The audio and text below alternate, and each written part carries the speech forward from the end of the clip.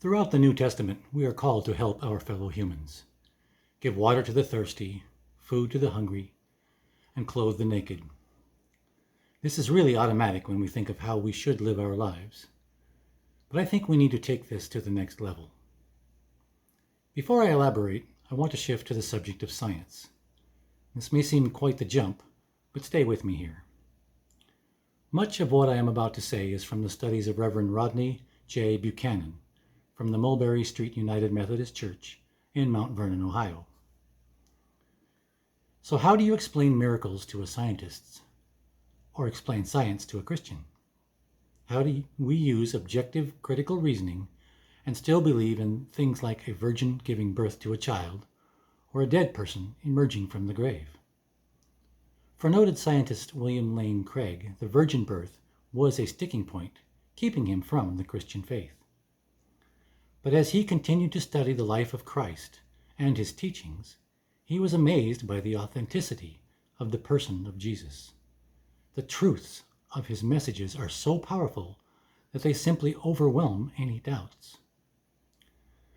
When he was asked how he got past this problem, he said, "Well, I sort of put that issue aside, and became a Christian anyway. And even though I didn't really believe in the virgin birth. But then, after becoming a Christian, it occurred to me that if I really do believe in a God who created the universe, then for him to create a Y chromosome within a woman would be child's play." That same thing can be said for resurrection. If God can create life out of nothing, raising someone from the dead would be no problem at all. Now, many people struggle with the supernatural events of the Bible, but here are some points to consider. First, the Christian faith birthed modern science. The early scientists were almost all Christians, and the Christian faith is what made scientific investigation possible. The ancient Greeks equated the material world with evil and disorder. They believed it was futile to try to make sense of it. But the early Christians began to introduce a new thought into the minds of people.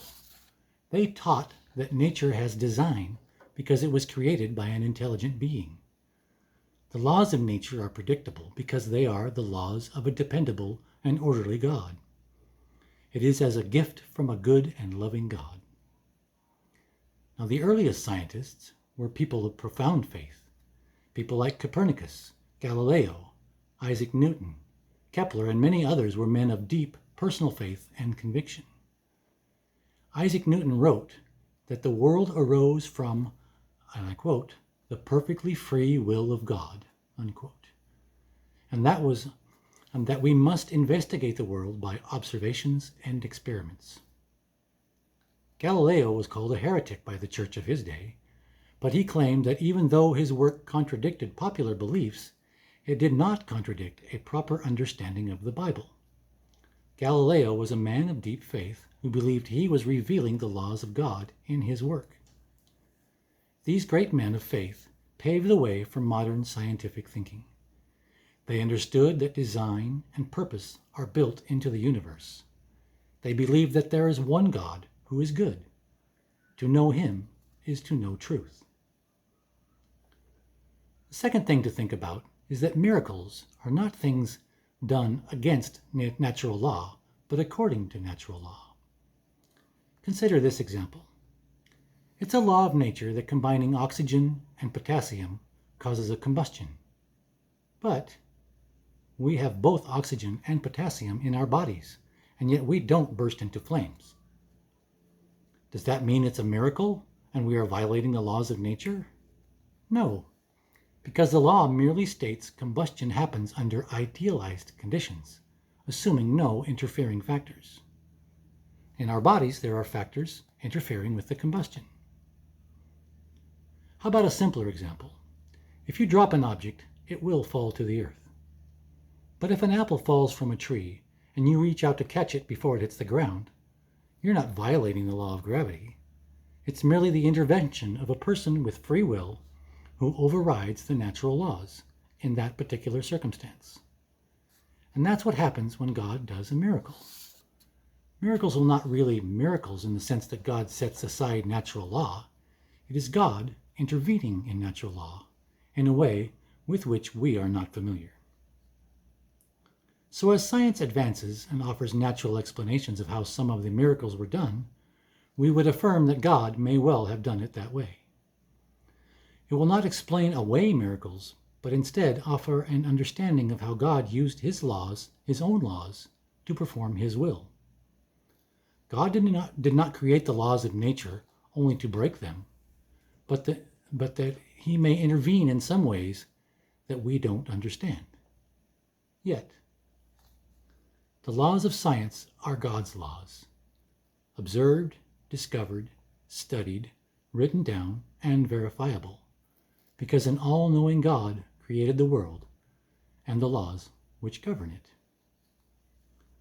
Third thing to consider in our quest for this truth: to close the door to the possibility of the existence of God goes against the very fabric of scientific inquiry. Some scientists are completely closed to the idea of even considering the existence of God. But if you won't honestly explore the evidence and just seal off that option, you are going against the very principles of objective scientific investigation. Now we have a piano right here behind me. So what if I refused to believe it was made by a piano maker, but instead was a rather curious assortment of parts that just happened to come together? I could open it up to see the hammers and strings. I could investigate the pedals and study the keys, considering how they happened to be laid just right next to each other. I could study the piano completely and in great depth, but if I was never willing to consider the fact that it was made by someone, I would be missing a very important piece of information, and I would be making many assumptions that would not be true, all because my mind was closed to the possibility of a piano maker. I would observe the design while refusing to consider the possibility of a designer. I would study the mechanics and miss its purpose entirely.